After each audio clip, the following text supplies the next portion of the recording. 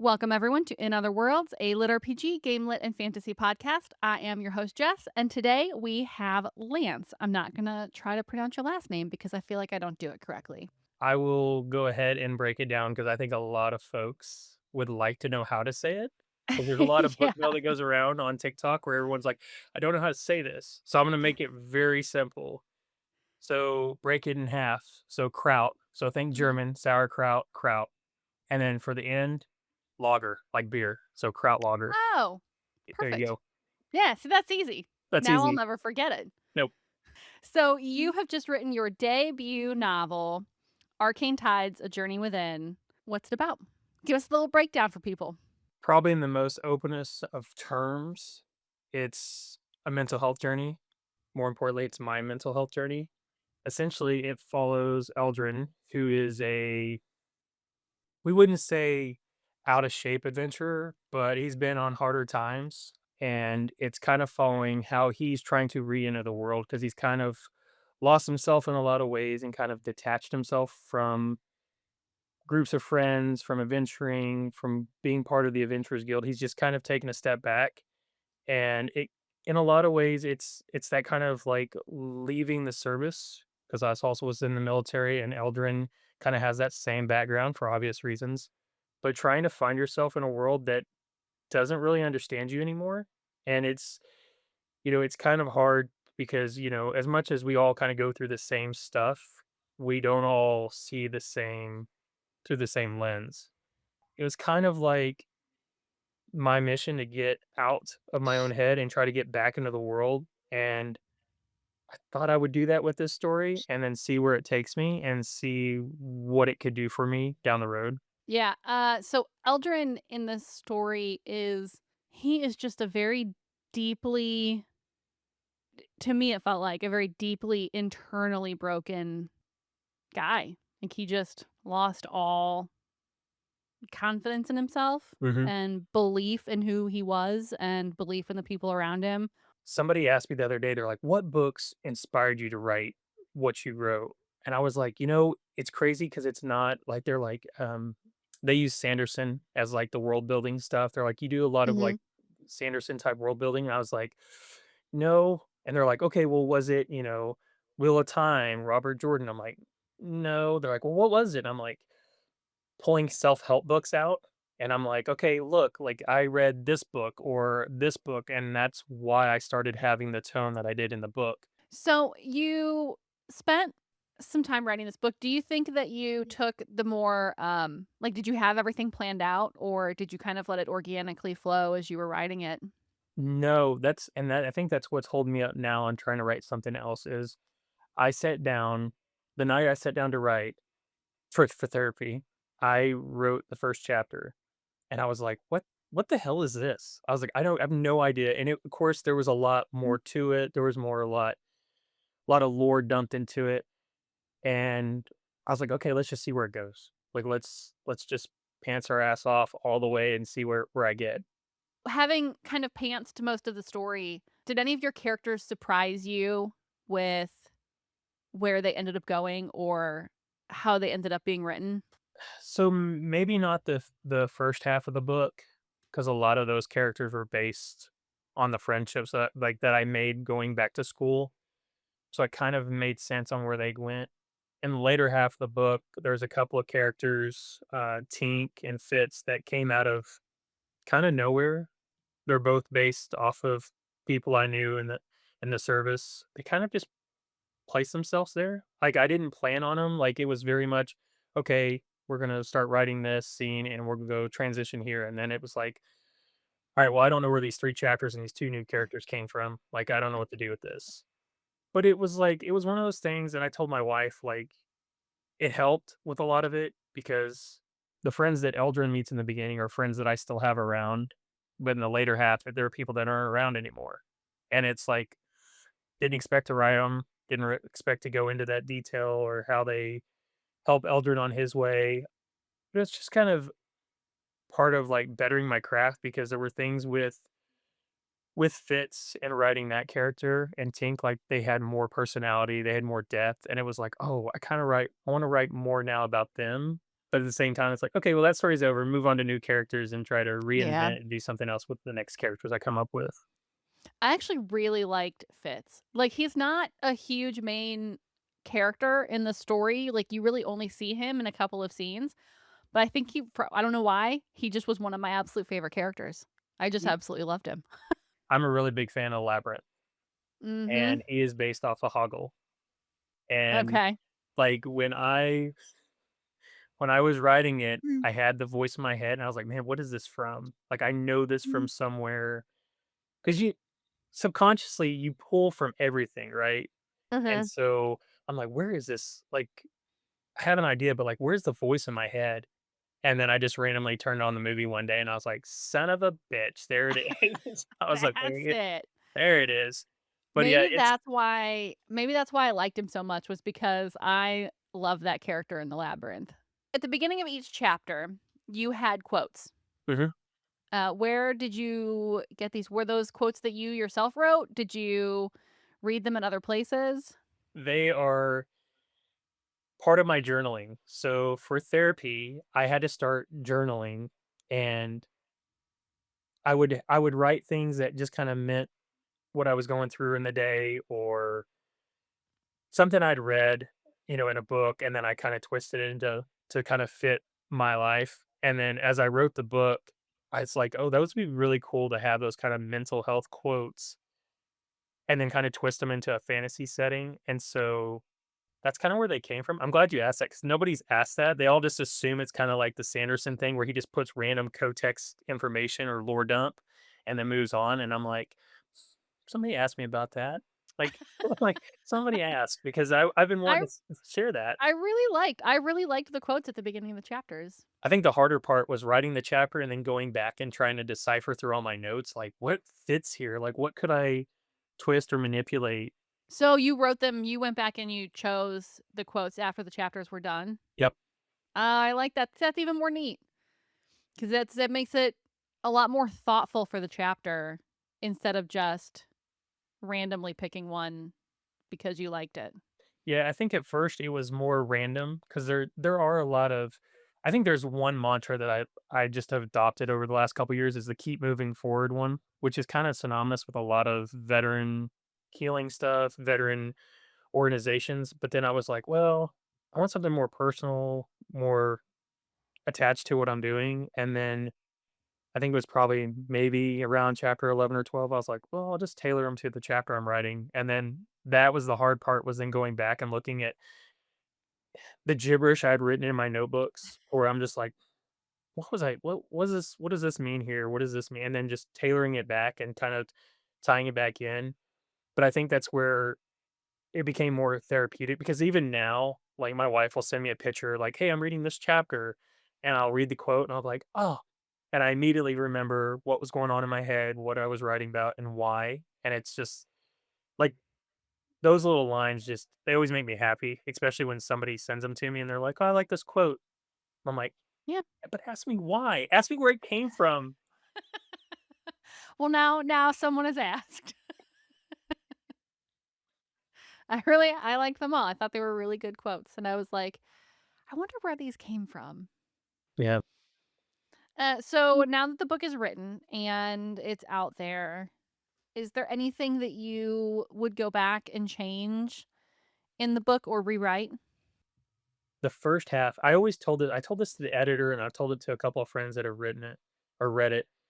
The first 15 chapters was really me,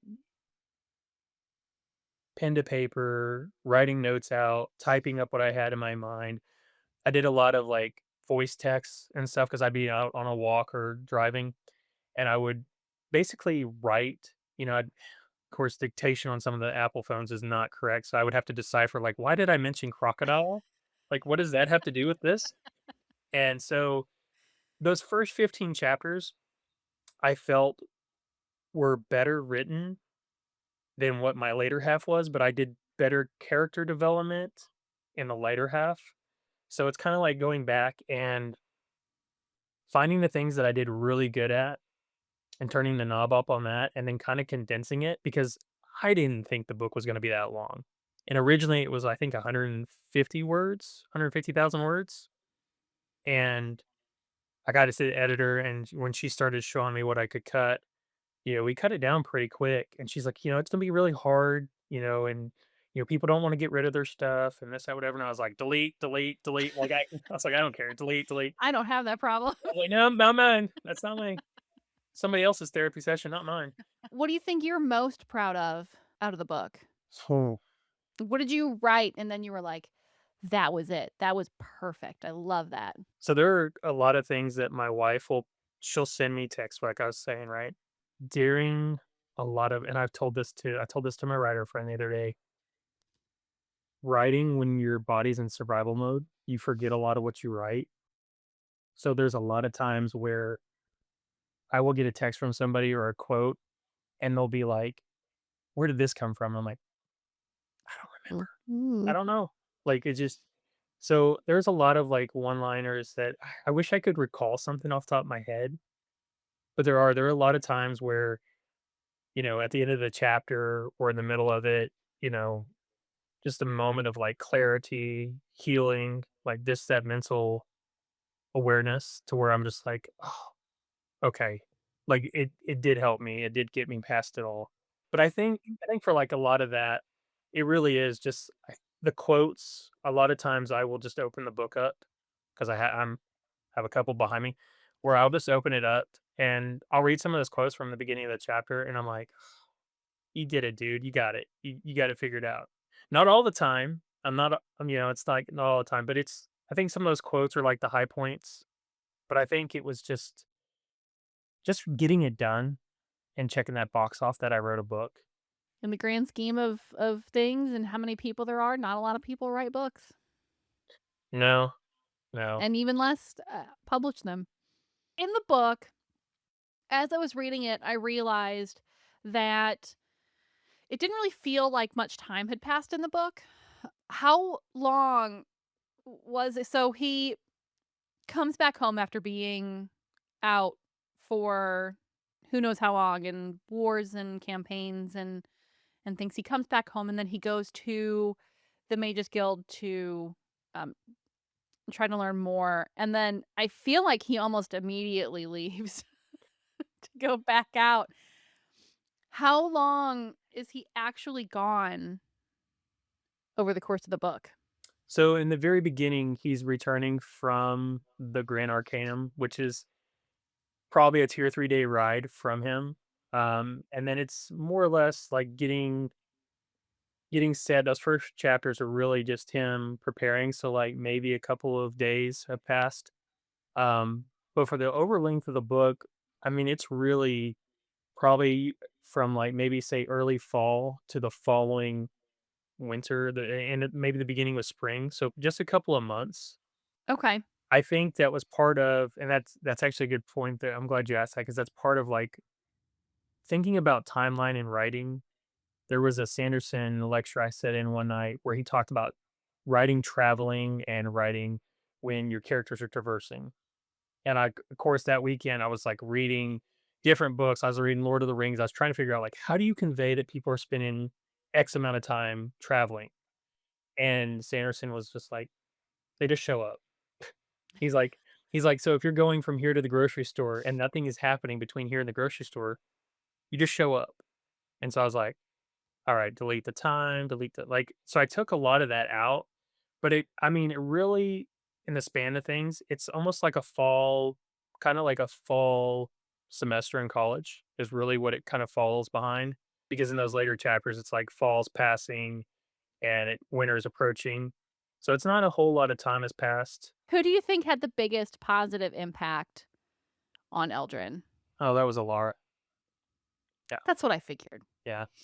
So when I went back to school, I was working, um, really closely with our 3PL at the time, our external warehouse, and on the roster for the school list, saw this person's name, and I messaged her and I was like, "Hey, are you in this class with me at OU?" And she's like, "Yeah." And she's like, "What's up?" And I was like, "Oh, nothing. I'm going through these same classes, and we had already been in class probably for 2 or 3 weeks.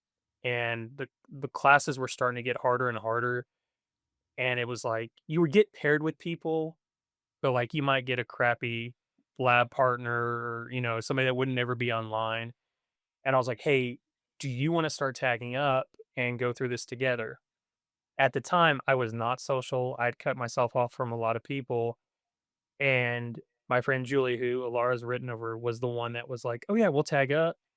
We started hanging out all the time. We would meet up at a Starbucks and she would talk me through things. And we got really, really close, hung out all the time while she lived here in the city.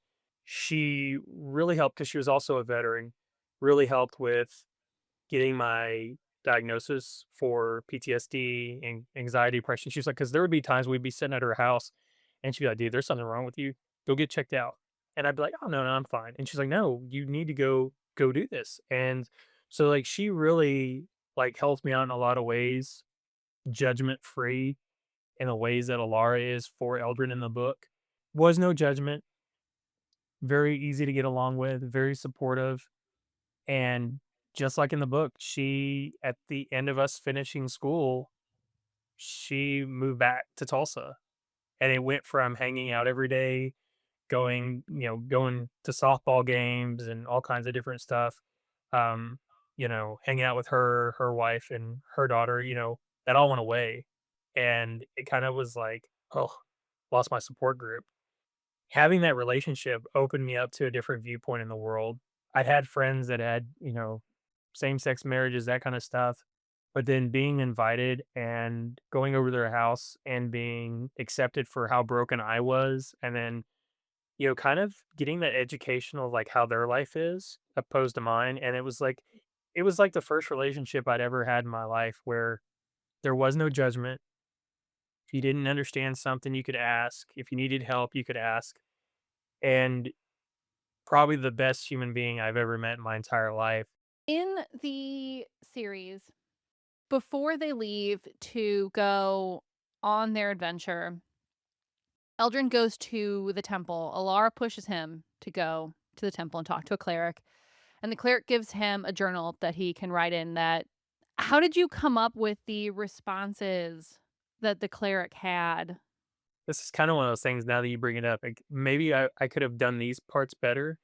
So, really, the cleric is the is my therapist and kind of her responses sometimes. So, a lot of it was, how do you put a therapy into a book where you're not having to go back to the town, right? And so Yeah. that's kinda where the Rune Tech journal came in, and a lot of those responses were from our real sessions, from things that I would talk to her about, probably did not understand at the time. There's stuff even now today, I'm like, "Hey, I remember you saying this 6, 7 months ago, now I remember." But it's just like, those really came from our sessions, just sitting there on the couch talking, and then trying to work through whatever disaster I was going through at the week. So, how do you think the process of writing this book changed you or influenced you? It made me more comfortable with myself, but I think honestly, it got me to the point where it's like getting back to where I'm happy about myself. I'm confident, slowly getting there, being content with what I'm doing in the world and not really giving a shit about what anybody else is doing. I think it really helped with that. But at the same time, it's so hard to put yourself out there creatively because there are people that they're miserable in life and they're gonna have their narrative and turn you to, tear you down. But I think Yeah. in a lot of ways, it's allowed me to be more open of who I am as a person and like, being honest and genuine when you meet somebody and just being that way with them. I think that's awesome. I mean, it's better than writing the book and being less happy. Oh yeah, Or honestly. learning nothing. I think it's important to when you put yourself through anything that's rough, that you learn at least something about yourself. Yeah. I mean, it's very therapeutic and the way that I was writing everything down and like learning about myself because then you becomes very more self-aware of the actions you're doing and like we were talking earlier, like the relationships you're building with people. And you kind of realize you don't have to give yourself to everybody. which is kind of hard to do when you're trying to be open and honest about stuff. In the book, Eldrin goes to it may have been a bookstore or a magic shop that had books, and he finds this tattered journal who we eventually find out belongs to someone else that shows up in the book later. The back pages of the journal are empty, they're blank. And you can't write anything in them, they're magic pages. You find out later that there are things written on them, and he's told that when he is ready to read those pages, that is when he will be able to read them. I don't think there ever comes a point in the book where he can read those pages. Like the last page, there ends up being a sentence on the last page, I think he says in the top corner. Yeah, But I don't is it because he is still on the journey or yeah, it is. It's because he's still going through the journey. The idea is, and that's part of like writing and not remembering what you wrote, is because part of it too is the self-awareness of, like, when you're learning and, like, realizing stuff, like I was saying earlier, like, right, my therapist has told me things, and I'm like, "Oh, okay, yeah, great, I got that." And then 6 months later, I'm like, "Oh, that's what that meant." It's kinda self-reliance of, like, realizing, and I think for him, once the journey's over and realizing none of this shit mattered, right? Like, the years in the yeah, service, yeah, cool, great, there's 1% of people that do that, great. The adventuring, all that stuff, it doesn't matter. Doesn't really define who you are, but, like, what matters is, like, for him, his family. You know, that is his, like, safeguard. That is, proving that, like, there's no special text, there's no special formula that's gonna fix you. Like, this path is meant to teach you, like, what matters in your life and then move forward. And I think for, like, Eldrin, like, as I wrote that, I didn't realize that's what I was doing in a lot of ways. But I think for him, that's really what it is even when I was going through school and, like, we would go through everything, like, I would steamroll through everything, but then, like, on the therapy stuff, that's where I was doing, like, the real homework and doing the real work. Because like, I would sit here and read she'd give me these giant ass books to read, and I would go through them, and I would spend more time on that, and then we would get into lessons, and people are like, "Hey, did you go over this?" And I'm like, no, I'm doing this, or I'm doing that." But I think that was kind of the way of getting to the point of, like, we're always searching for somebody else to have the answer. We have the answer. We always have the answer. So, I think our problem is we're always looking for, either justification in somebody else or that stamp of approval, like, "Oh, hey, yeah, you're a good worker," or "Hey, you're a good right, individual." that And validation. validation, yeah, exactly. And it's like that's not for anybody else to give except for you to yourself when you're ready. And like I said, sometimes it takes me a long time to realize that I've already said something 6, 7 months ago to the therapist, and I'm like, "Oh, you gave me the tools. Oh, I did not know how to use them," you know? But I think that's really what it is like realizing that validation is something you hold the key to. And then in doing so, like, lean into the things that bring you joy. So, like, for Eldrin, it's his wife and his kids and being home and being present and, you know, it echoes a lot with me and my kids. Do you think that once Eldrin made it home that I don't wanna say that he was content to stay home because it's not like home was ever a place that he didn't want to be, but do you think that he was finally at a place where he could enjoy just being at home? Yeah, I think for him at the end, it's more of like leaning in that and being like, okay, great. I've taken stock of what I've done, what I have going on, and then looking and being like, okay, I can do the adventuring, I can do the questing without all the pain and the agony, but like I can now finally like rest. And because I have the quote formula, right? He's got the formula that works for him, and then he can be content. Which makes it hard because it's really like everybody that's read it, they're like, "Oh, so he's gonna go like, what are we doing now with him?" I'm like, I don't know. Like, wait, out of that, because I even wrote another character because the idea was that if I did write a series with him, he would have a sidekick, and at the That would have very been what, the little halfling that he yeah, picked up? Yeah, the little gnome Mitten? or halfling. See, I don't even Mitten? remember if what race. I just remember I made it a short race. You might not have said. I don't You know. may not have said. I I just in my mind, it went to halfling. I don't know why. it could be. I know the person I wrote it off of. So I'm 6'4", right? So I'm a big dude compared to most of my friends. And the guy that I kind of mimic it after, he's like 5'1". And so he's like, "Did you make me a short character?" And I was like, "I did."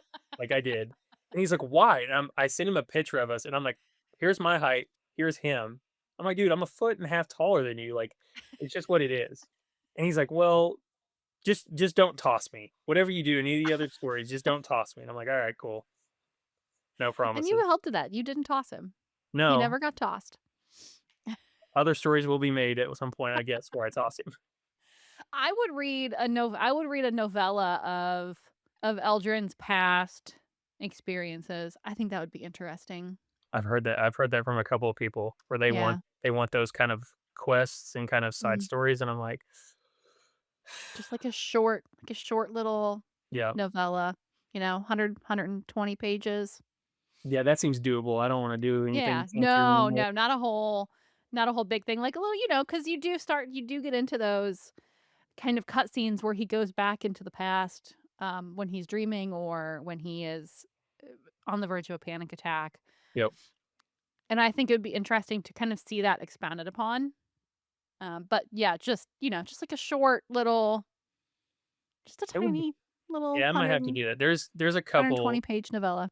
I think I think the story about the golem that kinda destroys his adventuring party, that was kind of fleshed out in those early chapters. Like, I wrote a very extensive to the point where I was like, "This looks like a whole 'nother book," and, going through it and then trying to take, like, snippets of it to be like a flashback, and I remember my editor, she's like, "Let's just cut the whole thing," and I'm like, "No, no, no, I don't wanna do that."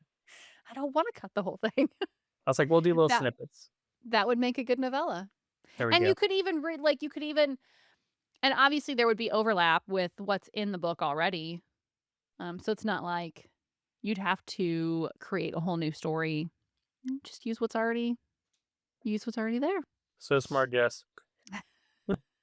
Just a little, short, 120 pages would be fun. I would read it. When their quest is over, Alara Ketherick? Krathak. Krathek. He is an orc, Mhm. right? Okay, so he's an orc that they end up picking up in the first town that they stop in on their way to learn everything they can about the ley lines. And we find out a lot about him over the course of their adventure. Some of it makes Alara angry. Some of it, Eldrin is like, listen, he's trying to do better. So he's Yep. coming along.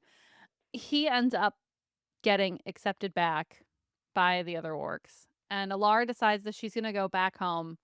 Do you ever think about what happened to them when they went back home? Yeah, so in some of the earlier drafts, I kind of had, like, almost like letters written back to Eldrin telling him what was kinda going on. And so, for the orc, it was kinda going back in and doing his thing, being part of, that tribe again, and kind of going back into the same role he was. Whereas, like, Alara went back, um, and just kinda started a whole new life, and then going from there. It just kinda got to the point where a lot of that got cut because it came to the point where it was like, "Well, whose journey are we, like, tracking here?" And that Yeah. was part of, like, the writing because during one of my re-edits and rewrite period, I had to learn what kind of POV I wanted to use, and in that, some of the great editing advice I got was like, "You're doing too much head hopping. You're going back to, what this character is doing or what this character like, focus on Eldrin and really lean into that, because if you go too far into the other people, then you open a whole new, slew of issues, problems, and things that you're gonna have to, answer at the end." So it kind of stopped that early development of like what they would be doing afterwards because in my mind at some point I was like, well, if I do a series, like I would want them to kind of get all back together and kind of all come together. I like that you put pictures in the book, kind of sporadically, and then a few pages at the end of different things that were going on. I liked that a lot. I think it would have been neat to have one letter from each of the 2 characters, just kind of back there at the end where near where the pictures were. Would have been would have been nice. I might make note of that. 'Cause there are some pictures that didn't make it into the book. For whatever reason, Amazon wouldn't print them. So, like, there's all the books that Eldrin picks up along his journey, I extensively designed those with the illustrator, and they were at one point fleshed out, but, like, Amazon, for whatever reason, won't print them. I think Huh. the hardcover that we're working on, like, it looks like they're in the manuscript now, and they're more fleshed out. But yeah, at one point, every book that I wrote in the story was it had its own caricature, and it was really like, because the first book is, kind of like the cookbook alchemy book that he gets at the end, and, like, I think I spent an afternoon really, like, creating that, and I told the illustrator, I'm like, "Okay, look, the book is made out of, like, tree bark," and she's like, "Oh, okay," and I'm like, "And, instead of, like, having sap and stuff, it's, like, a very bright gold amber color," and she's like, "Okay, great, so this is a big focal point of the story," and I'm like, "No." Like, it's very, like, very early on, and then it's kind of, it's because at that point, like, with that book, he gives Eldrin gives it to his wife, and she's like a kind of like a herbalist, alchemist, cook, and that was kind of showing because I buy a lot of cookbooks for my wife because eating was healing for a lot of years until I packed on the pounds.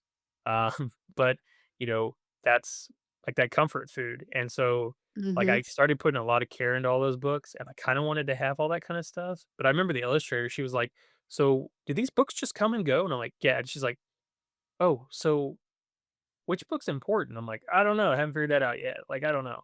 All of them. I was like, all of them, none of them, I don't know. Maybe the one I'm writing, we don't know.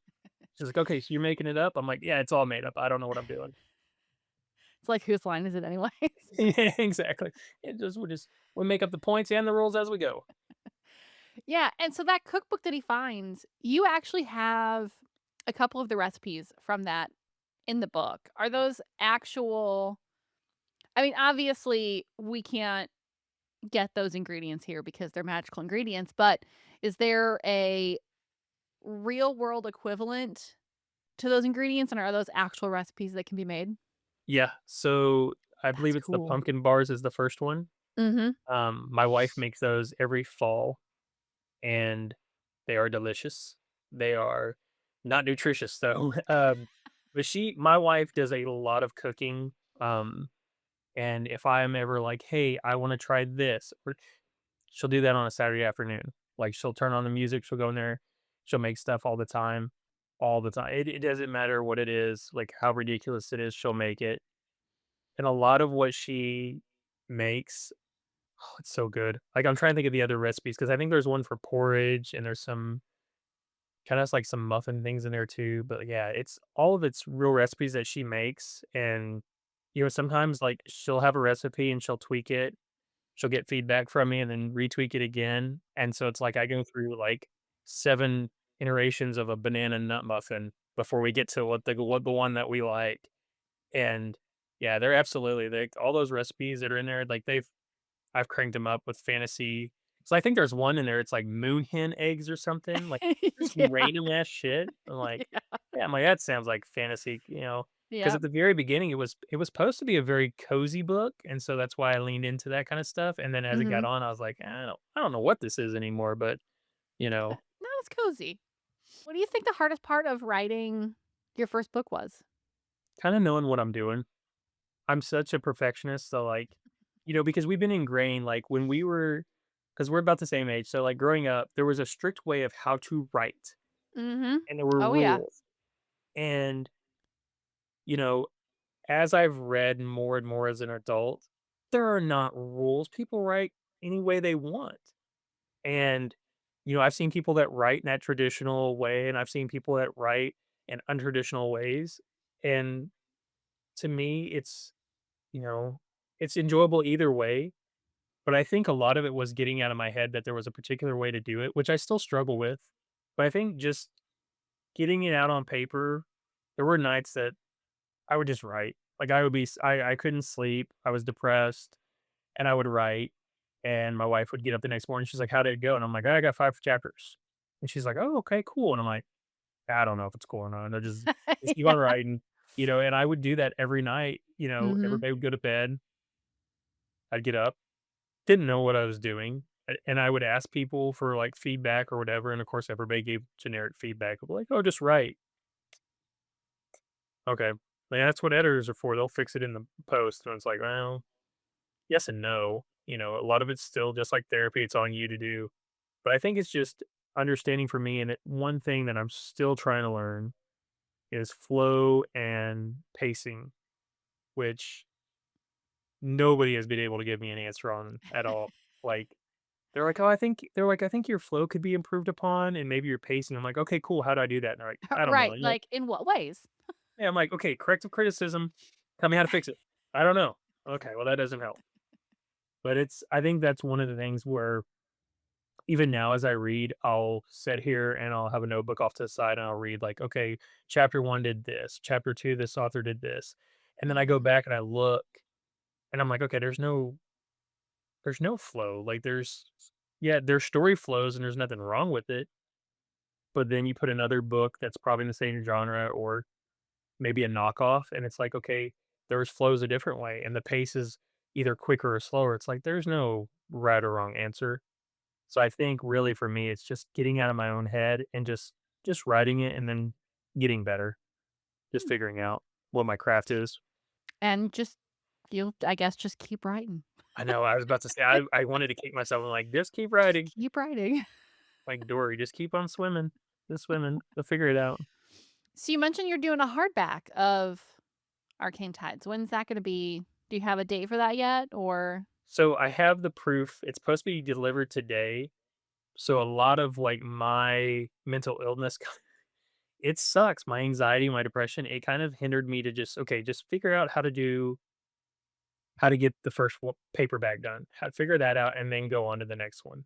right? And then in the last couple of weeks of like getting out of that pit, I was like, okay, now we're going to figure this out. We're going to figure out how to do Canvas. We're going to figure out how to do this. And I tried to fumble through it and couldn't really figure it out. I couldn't line up everything. And so finally I was like, I told the lady that helped me with the first one, I was like, okay, look, I don't care. Just tell me what you'll charge. Help me out. Help me fix it. And because everybody was really bugging me about the hardcover, and I'm like, "Man, I can barely get my shit together to figure out the paperback. Like, just give me a second." Right.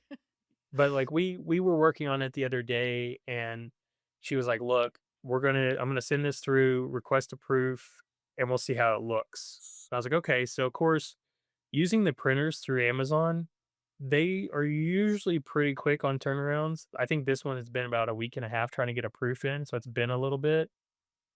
But based on how it looks today, when I look at it, we'll make our adjustments and then roll it out. Like, I'll release it. As soon as it comes available, I'll just release it. Is it gonna be the same artwork on the cover of the hardcover? Yeah, I thought at first about doing something kinda like a special edition or something, but I was like, "You know what?" I was like, "I just need just to get it done, and I'll worry about that kinda stuff later." Because there's a lot of guys that, a lot of authors that they'll have special editions, they'll have different artwork for paperback to hardcover, and I was like, I just keep it simple, stupid, just copy and paste, we'll figure it out, move on, and then maybe down the road, if I ever do a rewrite or a republication on it, maybe I'll do the different artwork. But I think for me, it's just learning what I need to do because there's not, for me, it's been such a hard learning curve that it's just like, in a lot of ways, I was like, the very beginning, I just wanted people to like hold my hand. I'm like, help me figure this out. I don't know what I'm doing. And I would get horrible like help. And I'm like, ah, like, never mind. Like, I'm just gonna go lay down on the couch and we'll figure this out in 2 weeks when I maybe feel better. But Right. I don't know. It's one of the things now, even with trying to get artwork for an Audible book or audiobook. Like, I have to retailor that image because now I don't have an image that fits, so it's like trying to work that out and try to compress the Mhm. files to get that 'Cause taken those care have of. to be square, don't they? They have to be more of a Yeah, there's square yeah, for there's audio? a image, I think it's like 1,000 by 1,000, I think, or whatever it Mhm. is. And of course, the images that I have for everything is so much bigger, so I'm gonna have to, like, figure that out, get a file. I don't know, all the technical stuff. I used to be able to do that kinda stuff when I was, like, 18, 19. So you said that people have been asking you, "What's next?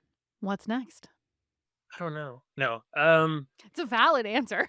yeah, there's a couple, so there's 4 or 5 stories, like, I have started writing on, just kinda seeing what I wanna do.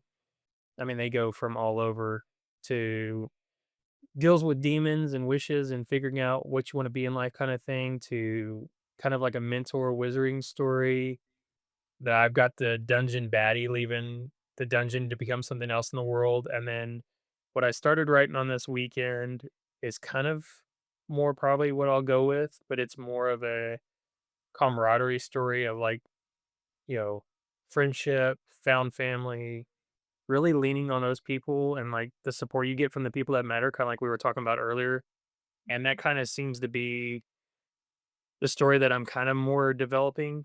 So it follows a main character who, once again, can't do what he used to, so he goes home to kind of, like, reclass and kind of find a new lot in life, and is kinda surprised by the people that step up for him, so in that way. And I think with that story, and I'm kinda still hinging on how to do it because a lot of it, I think all the characters for the most part will be dwarfs, and there will be one character that isn't, which is deliberately done for the individual that it's kind of for. But I think that's kind of what it is. It's like everybody's kind of that cookie cutter type, brother in arms, and then you have somebody that's completely out the realm, that's completely different. But Yeah. I think that's kind of where it's going. I don't know.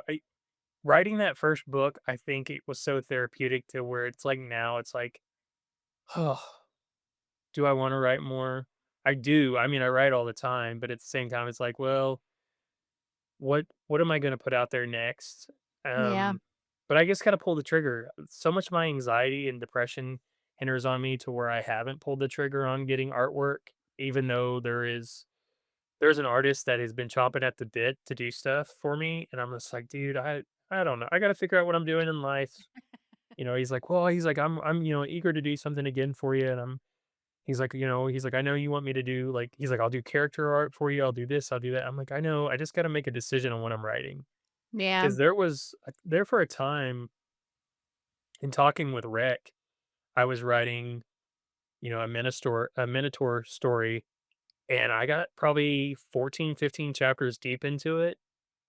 And Rec would always be like, okay, so what's next? And I'm like, they're like, I need the next chapter. And I'm like, I don't know. Like, I'm taking a break. And he's like, what do you mean you're Yeah. taking a break? I'm like, I need a break. I'm like, I don't know what I'm doing. They're like, it's Yeah. really good. I'm like, yeah, I don't know. And then I just fold up shop and I just go to the next thing. And he's like, what are you doing, man? Like you had me. And I'm like, I don't know. I don't know what I'm doing.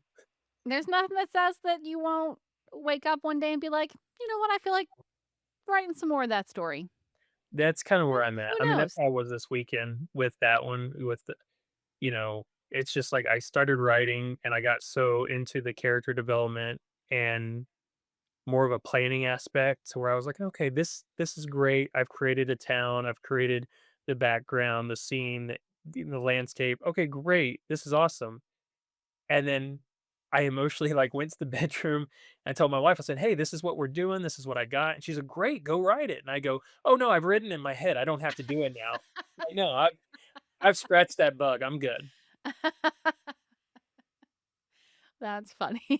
It's like, yeah, I'm good. I wrote I it. wrote it in my head. That's all I needed. Yeah, that's all I needed. And who cares if anybody else ever reads it? I don't care. That's funny. Are we gonna see you at any events this year? So I'll be at Jordan Con. Uh, Awesome. me and Rec are gonna traverse that together. So we'll be coming down together. And I'll be at Lit RPG Con again. Nice. Had fun. I had a lot of fun last year at the tail end of it. It was a nice little vacation for my wife.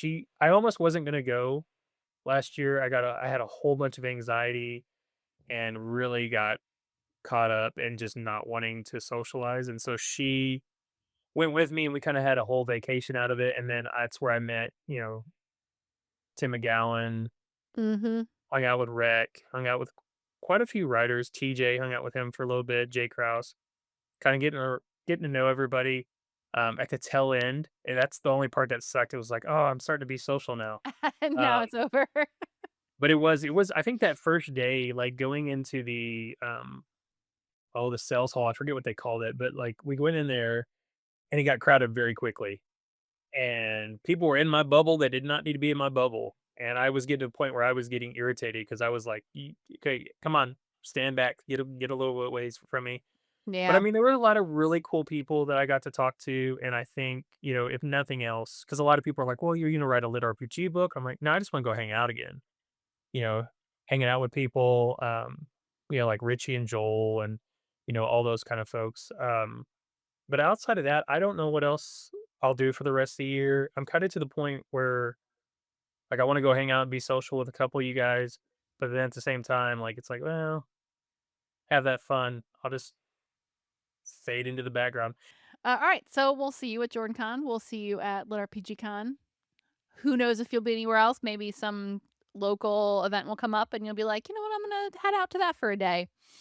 Who Yeah, knows? it really depends on what rec me and rec hang out quite a bit, and it kinda really depends on what they want me like, they'll send me, and I'll be like, "Okay, we'll go do it." I think it was a couple of weeks ago, they're like, "Hey, you wanna go do this convention?" I was like, "Sure." And I was like, "I don't care. I don't even have to look at it, like, we're gonna go hang out and vibe." And they're like, "Oh, no, it's in Iowa." And they're like, "We're not driving to Iowa." And Yeah. I was like, "Okay," because I thought it was something like maybe in Kansas or, Missouri, close to where we're at. Mhm. And they're like, "Iowa." And I'm like, "I'm not going to Iowa." I have asked every question that I have wanted to ask. Is there anything that I didn't ask that you wanted to bring up or anything that you wanted people to know? No, that's fine. I usually have, verbal diarrhea of the mouth where I can't shut up sometimes, but I think a lot of times it's just, that awkwardness of where you're just trying to fill time. But Mhm. it is kinda weird too because, like, in doing this being my first interview, right, and, like, people asking you questions, like, nobody asks questions about yourself, and so it's like, people are like, "Well, what do you wanna say?" I don't know. I don't know. Yeah. Like, I told Rec this because I have an interview with Rec this week as well. Like, I'm an open book. You can ask me anything. And they're like, "Are you sure?" I'm like, "Yeah, I don't care." Like, the worst I can tell you is, like, I'm not "Mm," gonna answer that. like, we'll skip over that, If Yeah. you see me doing this kinda weird head nod, like, I was like, it's few and far between, because it wasn't until here recently where I put those kinda gates up to where I wouldn't answer questions. But Yeah. I think it's a lot of being misunderstood, and I think now I'm kind of getting that angry state of where it's like, "Okay, I don't care if people misunderstand me. Like, fine, we'll figure it out at the end, and they wanna know something, they can ask." I'm not hard to reach. I mean, I got a pretty unique last name. I'm not hard to find on social media. Unique enough that a lot of people get it wrong. Why? If you had one stat or ability as your main stat or ability, what would it be? Hmm. And this can just be like basic, like D&D style stats or abilities. Yeah, I always lean more towards, like, intelligence or wisdom with that kinda stuff, just because I even in our D&D group, I am a hoarder of books and lore. Like, we just did a campaign where I literally hoarded every book we came across in this library, and it was like, you know a lot of people would always say knowledge is power. I love learning about new things. Even if, they used to have that show of, like, How It's Made, right? And I would I watch love that that regularly show. That just show is because so good. I wanted to know how to do everything, and I think even with, like, lit RPG, like, learning how the progression of everybody's, skills are and stuff, like, Mhm. anything knowledge base, I'm all on board just because Nice. it's just one of those things where it's like, you know, you can never not learn. I mean, you're always learning. Yeah. Even now as you get older, like, you're learning all the time. Mhm. Anytime I turn on a computer, I see pop trying to figure out it. technology. So we're always learning. We're always learning. Yeah. Yep. But I think that that's probably what I'd lean to. Um, Not that I think I'm smart. I just think it's one of those things where it's like I love picking up a book and learning about random stuff. You know, I it's like how it. I That's a good one. That's a good one to pick and a good reason why. How yes. It's Made is a great show. All right, where can people find you? Social media, just type in Krautlager, you'll find me. There's not very many of us. I have a Discord. I haven't been active on it very much. I'm on Facebook, Instagram. I'm on TikTok.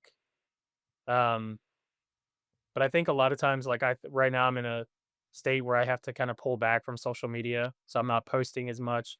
I did get really into TikTok there for a while, and I grabbed a ton of followers at first. You did good TikTok. You make good TikToks. Good I try talks. I Mm. try until they redid the damn platform here in the last couple Ugh. weeks. It messed up. I love messing with the music and the voiceovers, and they kinda messed with a lot of that, but I don't know, sometimes for me, and it's not that I don't care about anybody out there, like, supporting their platforms or supporting their content. Sometimes I just have to disengage and kinda Yeah. go off into my own little world and watch movies or listen to books or whatever or read or something. But yeah, I'm not hard to find on social media. Type in the last name, you'll find me. I think a couple of people have found me on LinkedIn, which kind of threw me off because I didn't know you people were on LinkedIn. I thought y'all stayed on the other kind of apps, but it's kind of always funny to find narrators finding me on that. So Mhm. that's kind of neat. Yeah, it's weird to see the book world people show up on more of, like, a business style platform like LinkedIn. I don't know, it's just weird. Yeah, I've seen a couple and it caught me off guard. yeah, because I don't think I've looked up anybody, and then I get a couple of people, and I'm like, let me look at this. What do you got going on over here? Because it's always because it's a business site too, so you see a different side of people, and Mhm. it's like, "Oh, that's not how you are." It's like, Yeah. "Stop it. I know the real you. I know the real you, and you like to use four-letter words. Where are those posts at on here?" Exactly. I'm going to link to your socials Okay. in the episode description so people can find them easier. That way they don't have to worry about trying to hunt you down. Thank you so much for coming on. I appreciate it. This was fun. We don't talk very often outside of Discord, so this was kinda neat. Yeah.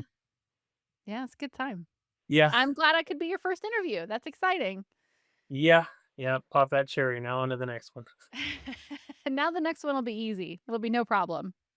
Gotta hope it is, because these are kinda nerve-wracking. They really are, because it's like trying to find that balance of giving you enough information, but at the same time trying to prove that, like, my mental health isn't so trash that I forgot what I wrote, which is crazy. Because like, there are some people that remember every detail, and I'm sitting here going, "Oh, whoa, I forgot about that. Yeah. I don't remember that." Yeah. I finish a book and I put the book away and then I forget 90% of what I've read. So, it's not that far off from you. Yeah, yeah, I'm the same way. It's like I think that's why every year I reread The Hobbit just to have, like, it's kinda like getting dementia every year. I'm like, "Oh, I Yeah. get to read this again. I don't remember this part." Yep, I got a few series that I do that with. Not every year, but every few years or so I'll reread a series and I'm like, "Man, this is great. I Yeah. forgot 90% of what happened in here. I completely forgot about that character. I forgot this happened." If It's I ever fun. get dementia, I'm gonna be in heaven. Be like, "Look at all these books I can read now." And now I have the time. I know, I'm done. Yeah. All right. Thank you so much, Yeah, Lance. Thank you, everyone, for staying tuned in. I will link to your socials down below. And for everybody hanging out, just keep leveling up.